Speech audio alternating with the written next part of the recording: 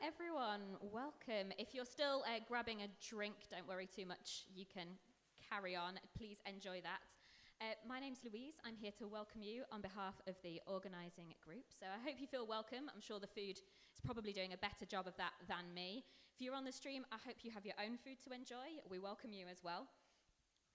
Whilst we are here, we wanted to let you know as well that if you have any questions while our guest is speaking, you can text those in. So we have a slide with a text number on.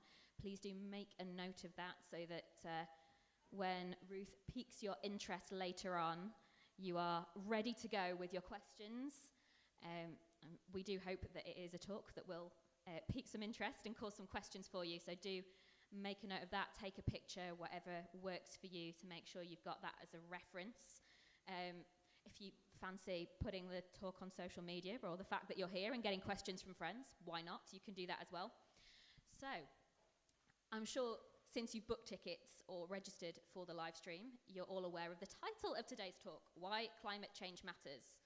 What does God have to say about climate change? It's a very interesting question, and we hope that it's interesting for everyone here or listening, regardless what your beliefs might be. We hope that it will be intriguing for you to hear how we might think about this as Christians and how we can see our relationship with the planet where we live. So, and use those different viewpoints if you have any for your questions and comments. That would be great.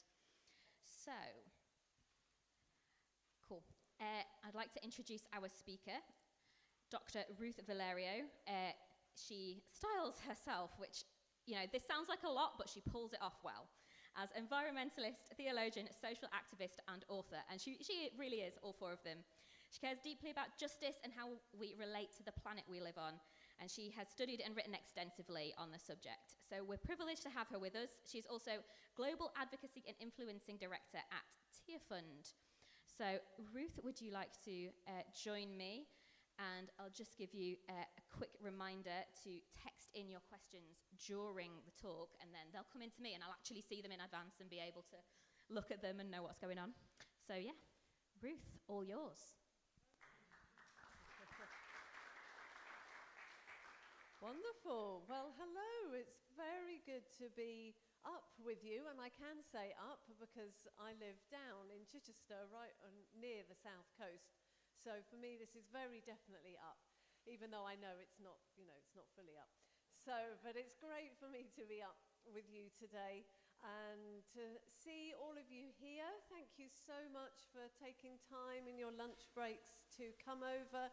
And also thank you to those of you who are online, which it kind of looks like it's not looking at me, but I'm guessing that it is.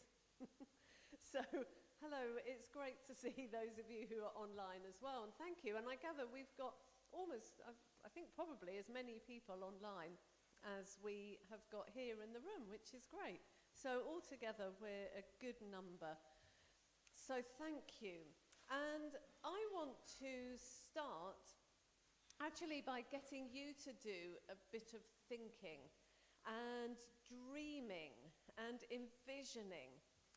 I want you to think, if you could dream and see this world be what you would like it to be, what would your vision be? What would this world look like? Now, I don't just mean kind of high vision stuff, an end to world hunger and what have you, but actually all of those sort of high things that you might go for, no more climate change and so on. What would it actually look like? What would you be doing in your dream world? What would your street look like? What might people be employed doing? What would your town, this city, your neighbourhood, wherever you're from, what would that look like? What things would be happening? What activities would be taking place? I'd love you to take a few minutes to share with the people around you on your table around those questions. Let's dream for a bit as to what we would like our world to look like. And those of you who are online would love to hear from you as well. Do feel free to put stuff in the comments, and someone will tell me what you're saying, and then I can relay that back. So, a few minutes to think and to dream. What would you like the world to look like? And then what really practically, what would be happening? What would you be doing? What would you be seeing?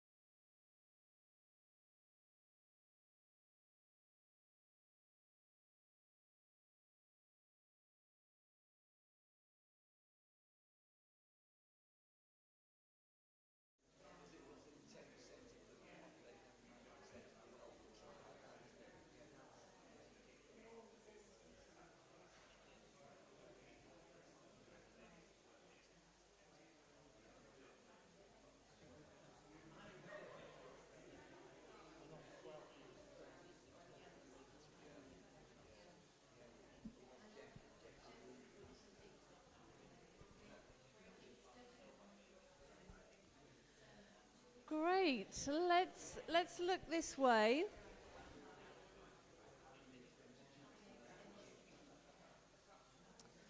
Fabulous. Do you want to draw your conversations to a close and look this way? I'd love to hear from you. What are some of the things that you've been talking about?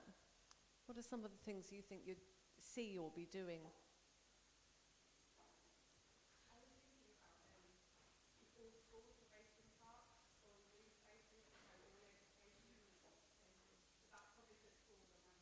So, thank you.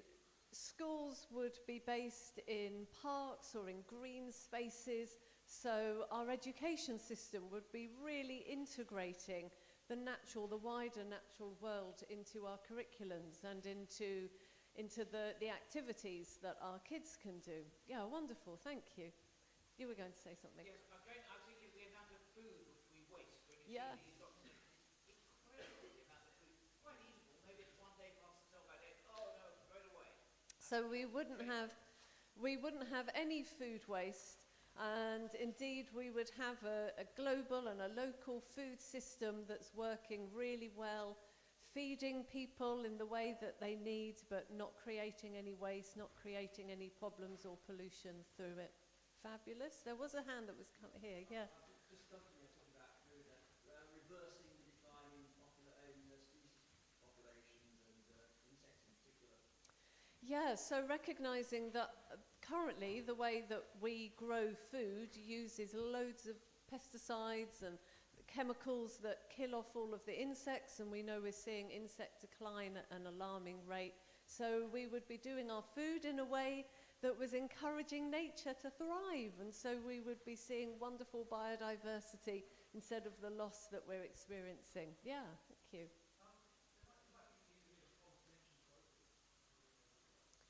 So living in a more localized way, knowing the people around us, having some sense of community and shared values. Maybe we might be sharing things rather than living in a culture where we all have to have our own individual things, but we might share with the people around us, and we'd have a much more communal sense of being. And thank you. Anything coming through online? Not yet. Pardon? Yeah, definitely. What were your thoughts?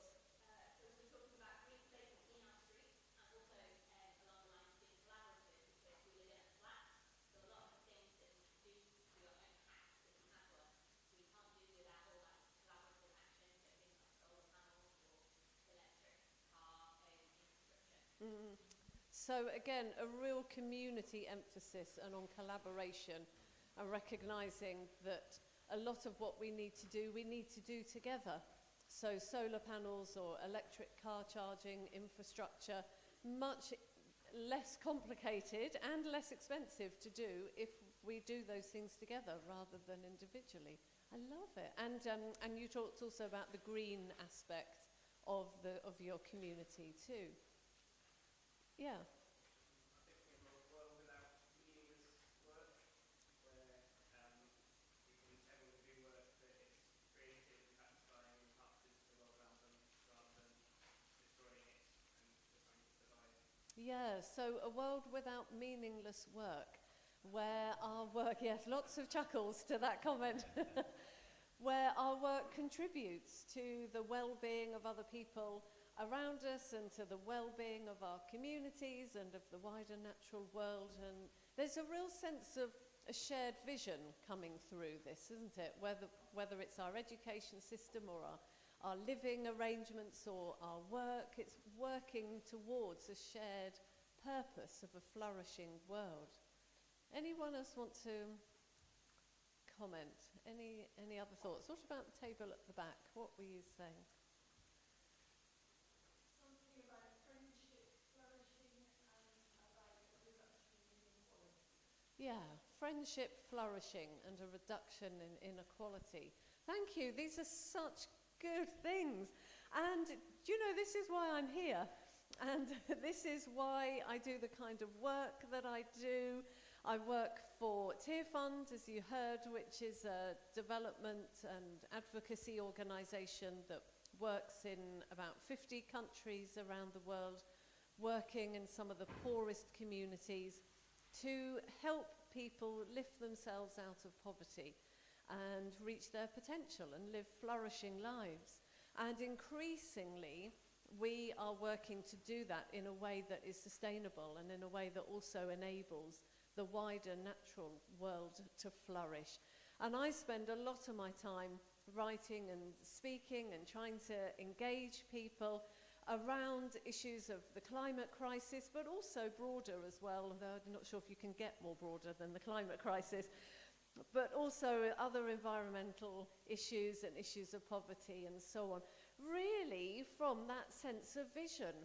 Because I think all of us want to be moving towards a world that looks like the kind of things that you have been bringing in. So I want you to hold that vision in your mind as we go through this session, this lunchtime. And I want us to think more about this very simple title, Why Does Climate Change Matter? And for me, it matters for 4 reasons. Oh, and I've just realised I've got control of the PowerPoint, haven't I? Let me get that the right way around.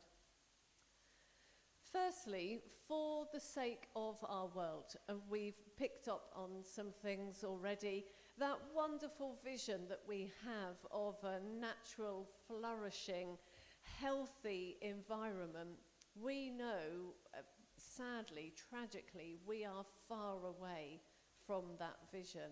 I sometimes teach on a master's course for environmental ethics, and I get the students into pairs and ask them to start off by listing all of the environmental problems that they can think of.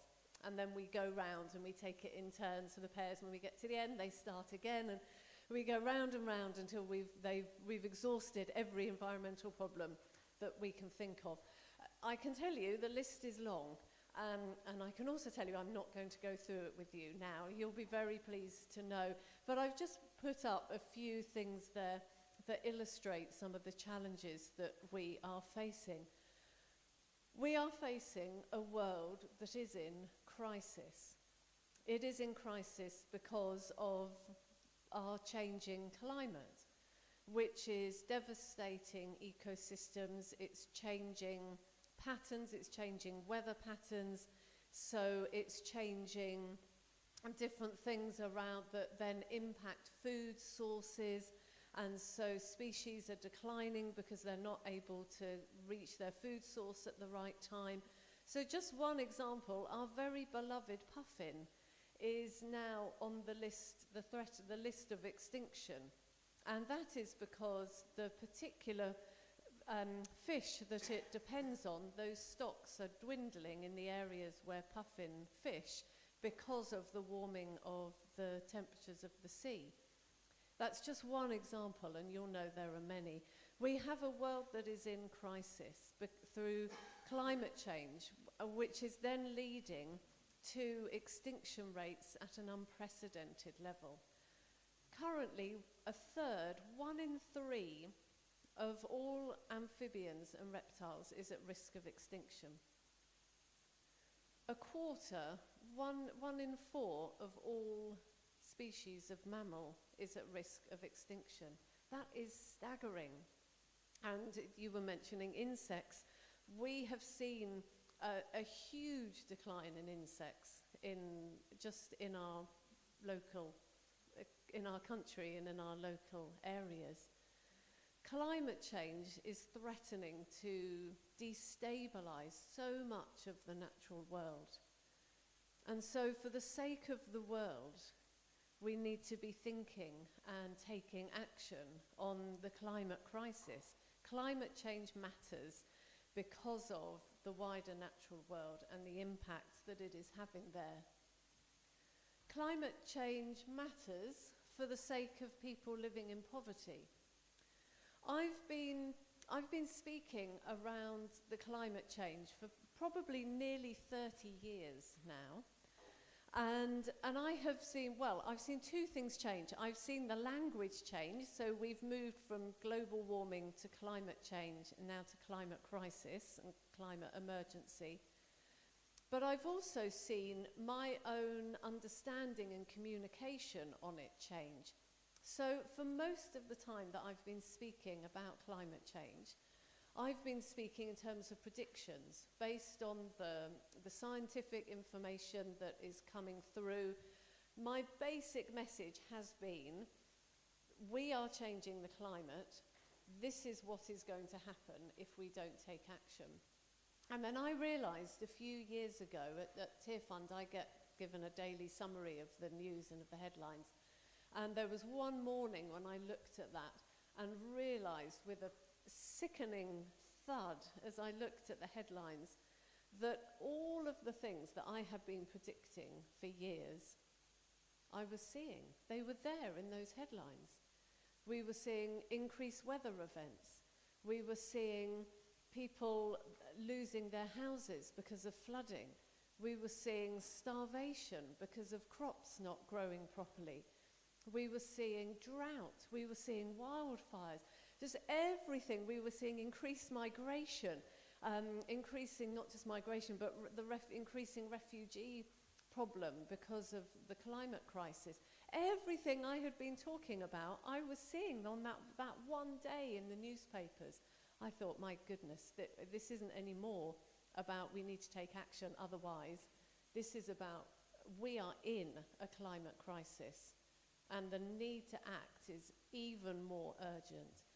But of course, for many people, they have been in a climate crisis for years. And at Tear Fund, I hear every day how the climate crisis is devastating the lives of people living in poverty. And this is a matter of justice, isn't it? Or injustice. It takes an average person in the UK about 6 days to consume the amount that it would take someone in Malawi to consume in a year. And yet it's the person living in Malawi who currently is suffering those impacts. So for the sake of people living in poverty, climate change matters, because environmental problems always impact the poorest first. That's the same here in the UK, it'll be the same here in Birmingham, in different communities, as it is around the world. Environmental problems always impact the poorest the most. So climate change matters for the sake of people living in poverty.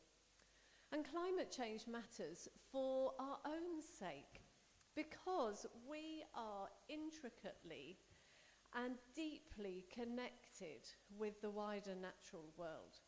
So on a very practical level, Climate change matters for our sake, of course, because we need the insects to pollinate our food. We need the land to be healthy.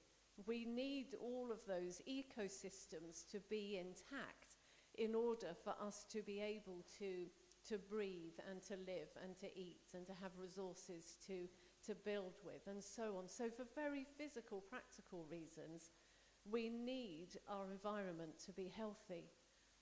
And then it goes deeper than that as well, because our well-being and our mental health is bound up with the health of the natural world and is bound up with how much we connect and take time to connect with the natural world. From a Christian biblical perspective, so speaking as a Christian for a moment, I can see that right in the Bible, right in that first chapter in Genesis. The first person created, it doesn't matter whether you take that literally or not, but the human creature was created and called Adam. Adam is actually a play on words. It's a pun that the Hebrew writer is doing. The Hebrew for ground is Adamah. So we are Adam from the Adamah. We are earth creatures. We are earthy ones. We're not floaty angelic beings up there. We are absolutely rooted. We are created from the dust. We are earth creatures. And therefore our health, physically and mentally, is bound up with the health of the wider natural world. Did you know there are microbes in the soil that when they come into contact with your skin, it releases the happy hormones inside of you? Do you know, it feels like the science is kind of catching up with what intuitively we have known for years. There's something physically good that happens when you get your hands dirty. So get outside, watch the birds, get digging, get your hands dirty. Climate change matters for our sake, for our physical and our emotional well-being. And then for me, fundamentally, speaking as a person of faith, climate change matters for God's sake. And when I look in the scriptures, I see that environmental care and taking care of other people, particularly people living in poverty, I see those themes running all the way through the Jewish and then the Christian scriptures. And I've just put up some very basic points there that we see in the Bible. Firstly, that God created this world and he loves it. That's so foundational. And so often as people of faith can have this strange spiritual notion that stuff that's physical is, it's of no earthly good.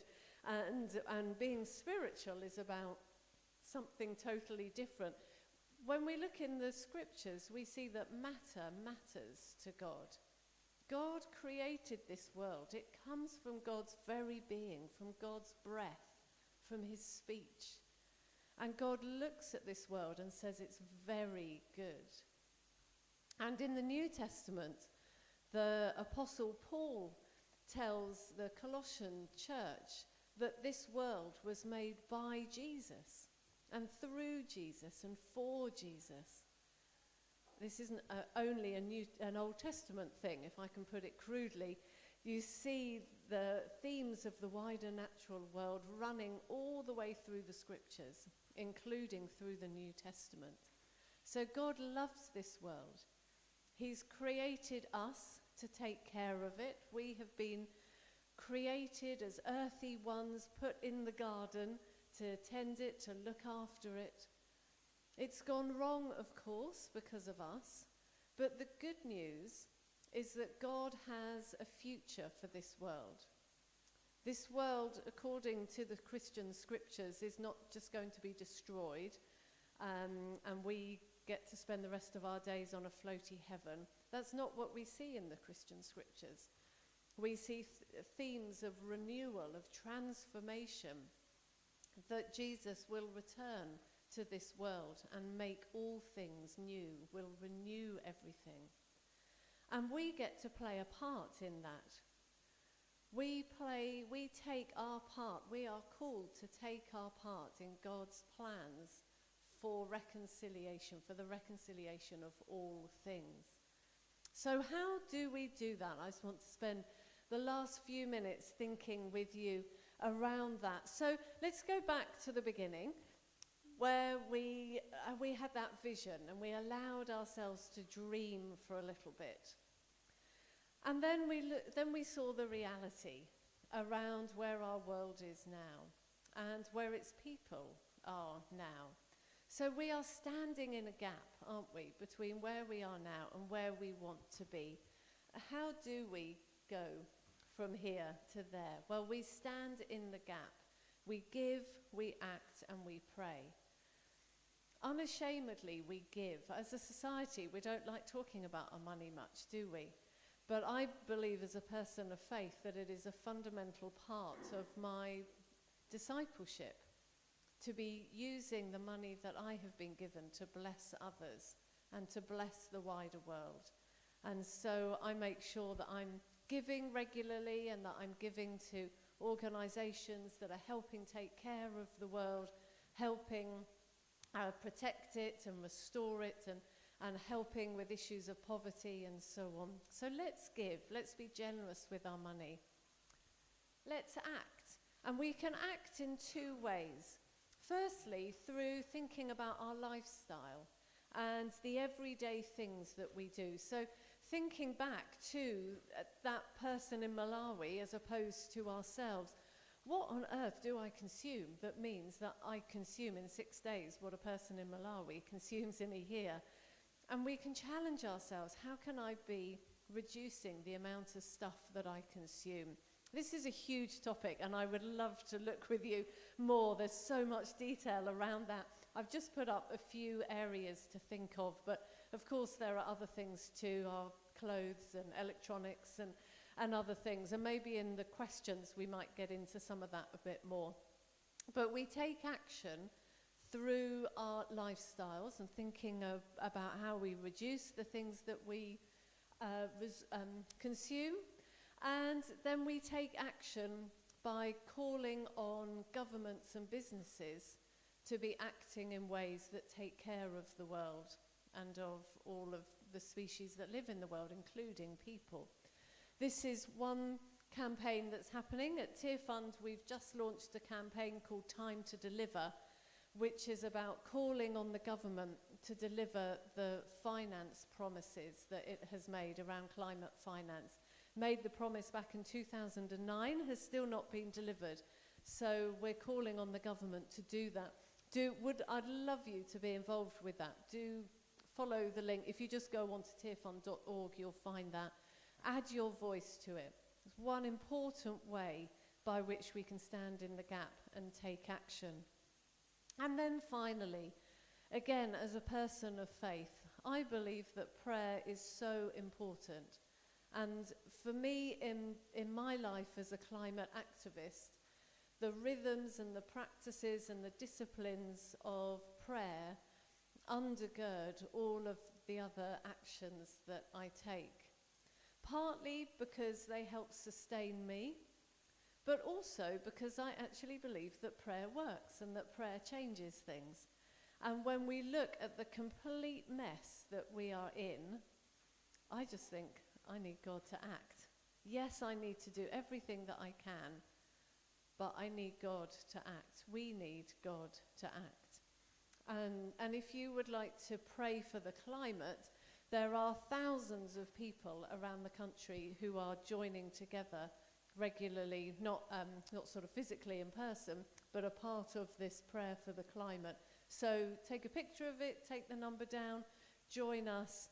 You'll get regular things. It kind of helps you pray effectively. So you're not just, oh God, please solve the climate crisis.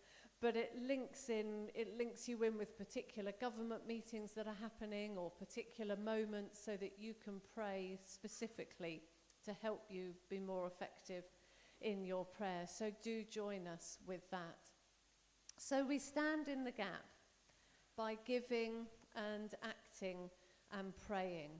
Let me just finish by letting you know about the resources that I've brought. They are not to make more money for myself, because any of the money for this goes to tier funds, so just so you know that. But things that I've written to help you go from here and to think more and to take further action. One book is Just Living, Faith and Community in an Age of Consumerism. And that looks at how do we, those of us here who are Christians, how do we live as Christians in a consumer society? We are all such children of a consumer age. And whether Christian or not, that has deep impacts on us as people. As people of faith, how can we hold on to our faith and live well in a consumer society? Saying Yes to Life was the Archbishop of Canterbury's Lent book, and it's a perfect book for group discussion as well as just to read as an individual. If you're from a church and you're wanting your church to get engaged with these issues, it's based on Genesis 1, and so each chapter goes through one of the things, goes through whatever was made, goes through a day, and so it's got 6 days, and then the 7th day is the conclusion. I will just say it doesn't take it from a literal perspective, and then each chapter explores what was made on that day and looks at it biblically and then scientifically and what the situation is today. So I'm never very good at describing what this book is, except I would say it's probably the richest book. So if you want something that will really help you explore the biblical material and think about the situation that we're in today, or something for small group study, then I'd recommend that. Then really practically, L is for lifestyle, Christian living that doesn't cost the earth. Goes through the alphabet, takes an issue for each letter. Each chapter is very short with 2 or 3 action points at the end. So if you're wanting to know, okay, what can I do from here, then this is the book for you. So very action-oriented with lots of information. Then I'm afraid I've sold out of this one, but I'm telling you anyway, because obviously it's easily available online. Planet Protectors is probably my favourite book, co-written with a chap called Paul Carenza, who's a BBC scriptwriter and a comedian, and it's for primary school aged children. So if you're a teacher, if you've got kids, if you've got grandkids, nieces or nephews, this is the one for you, easily available online. Great, thank you. I shall pause there, Louise.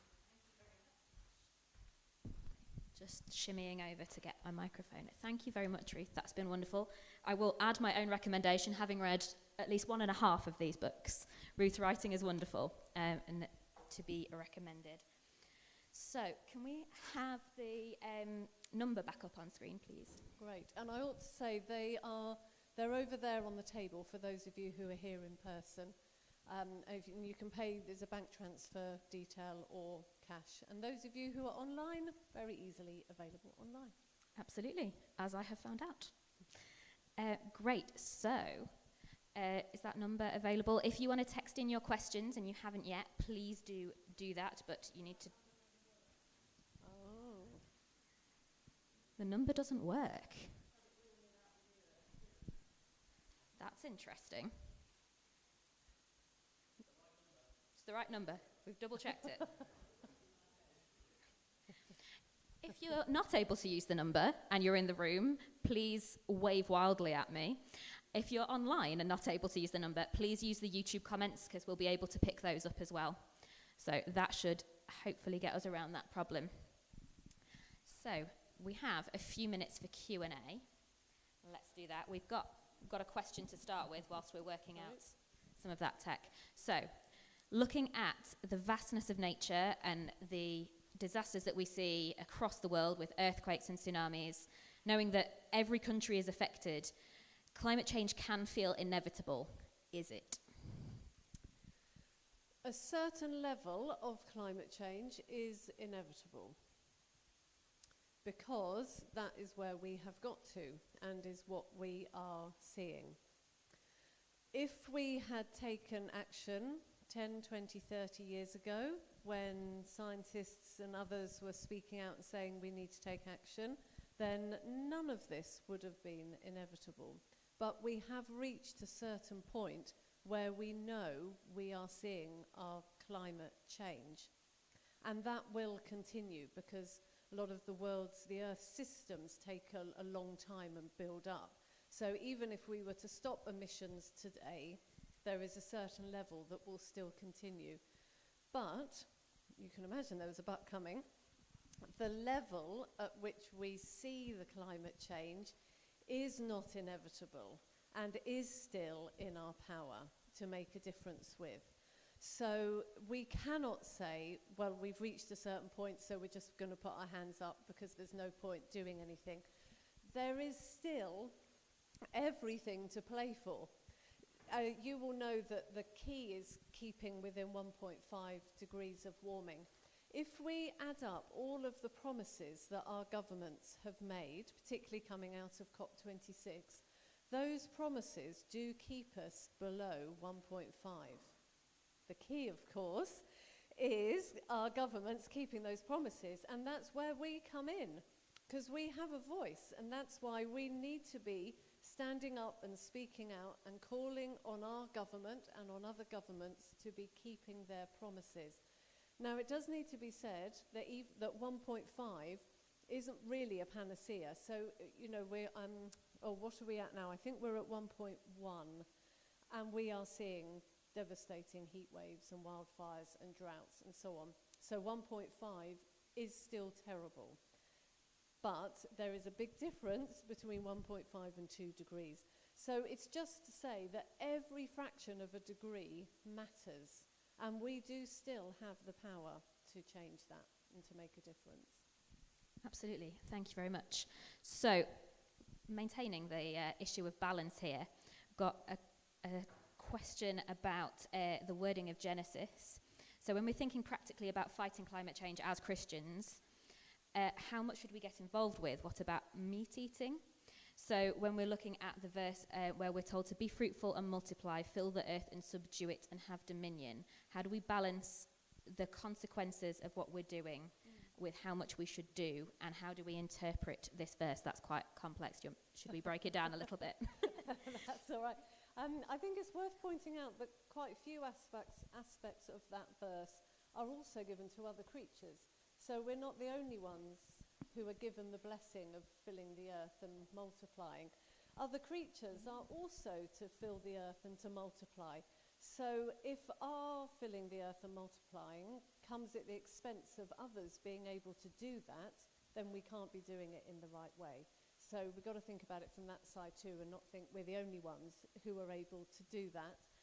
And for me, let me come down, pick up also on that subdue word, and the related word of dominion, to have dominion, which has been used as a reason to say, well, yes, therefore, as people, we can just use the world as much as we want. And sometimes it's been used as a blame thing, to put the blame on Christianity, to say the environmental problems are because of the Christian faith, because of that idea of dominion. God's idea of dominion, of ruling, we can see when we look at what he says to his kings, to his rulers. And it's always around care and compassion, around taking care of the widow and the stranger and the orphan. Ultimately, God's understanding of ruling is about servanthood. So yes, you have that subdue and dominate concept, but when you look at what that means, it's about being servants. So we are here as servant rulers of the rest of what God has made. And we need to make sure that we don't see ourselves as too separate to the rest of creation. Because there's that, you've got the strand in the scriptures around being made in the image of God, but then you've also got lots in the scriptures that places us on a much more egalitarian footing and sees us simply as one part of the community of creation. And you get that a lot in the Psalms. So yes, we have a particular role, a God-given role, to be taking care of this world. But we do that with humility, recognizing that we are a part of the community of creation. That's a very wonderful way of looking at it. I really like it. Thank you. I'm going to go with one more question, and then we have a couple of wrap-up things to go with. So here's a very practical one. We can get weary of all of these warnings of climate change, and it can feel really tiring to keep trying to do what we can and feel like we're not making a difference. How do we combat that? Yeah, it's a fantastic question. Thank you, whoever asked that. And one that I'm doing a lot of thinking about. What tools do we need to enable us to keep going? Because we must keep going, as the first question was about. We can't stop. And I've been thinking about different things as to help us keep going. One of those is around acknowledging how we feel, talking about it. So I think there's something powerful about us acknowledging climate grief, climate anxiety, lament, upset. Let's be open about that. If we're not, it'll come out somewhere else anyway, as you'll know, from grief and trauma. So let's acknowledge it. Let's talk to others about it. Let's be in community. Let's join up with others who will help us to keep going. There's good principles around Sabbath. So though it comes back to that prayer point, you know, I'm not an activist 24 hours a day. I stop, I take time off, I take days off, I have a rhythm, which I think is really important in sustaining me. And there's one other thing I want to say that has just gone out of my head. Oh, yes, find the stories of hope. So one of the things we try and do at Tear Fund with our communication is, in the midst of all the terrible things that we're dealing with every day, also communicating those stories of hope, the communities that are really responding and taking action. Because there are an enormous amount of good things that are happening, as well as the bad. So find ways to surround yourself with hope too. What a lovely note to finish on. Thank you very much, Ruth. I have a couple of housekeeping things that we need to deal with, but yes, let's thank Ruth together.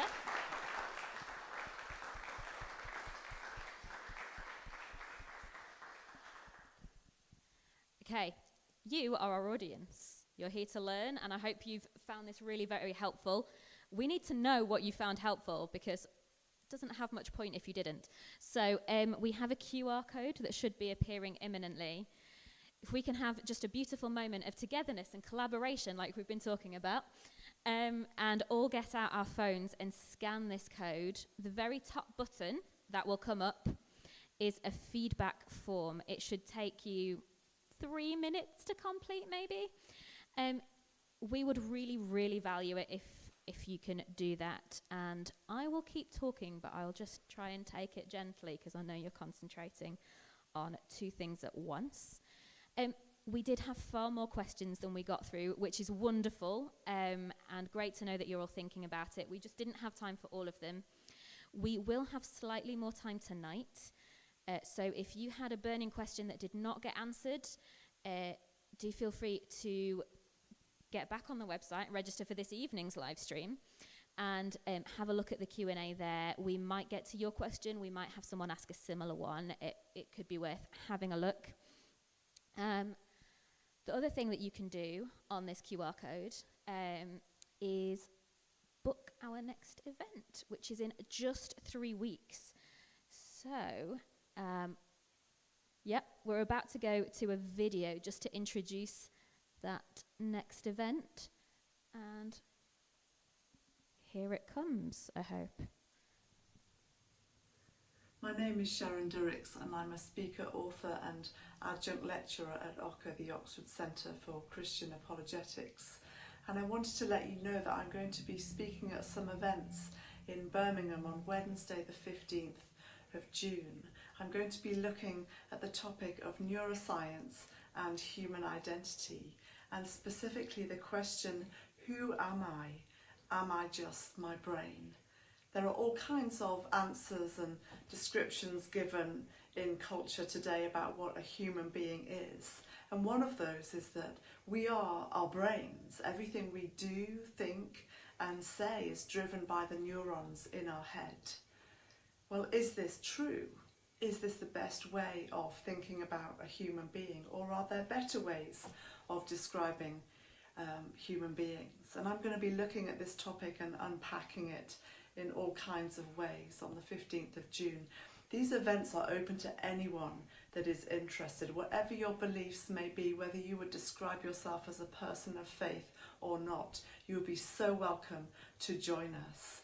And I hope that you can, and I look forward to seeing you there. Wonderful. Thank you, Virtual Sharon.